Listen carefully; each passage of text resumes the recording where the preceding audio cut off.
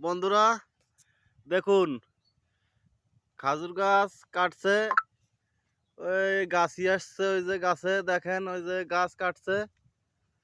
এই গাছ থেকে রস সংগ্রহ করে গাছিরা এই খেজুরের গুড় বানায়, সেই গুড় বিক্রি হয় বাজারে। দেখুন, গাছি চলে এসেছে, গাছি রস পাড়ার জন্য। হয়ে গেছে, এটা নলটা পরিষ্কার করে দিলাম। গাছি কি বলে, এটা নলটা পরিষ্কার করে দিছি। বিকেলে এদের ঠিলিয়া সংগ্রহ করব, রস হবে, সকালে নামাবো, তারপরে ওখান থেকে গুড় তৈরি হবে। দেখুন কতগুলো গাছ কেটেছে। এই যে দেখুন, সারি সারি গাছ। আর অবশ্যই আপনারা সাবস্ক্রাইব করবেন।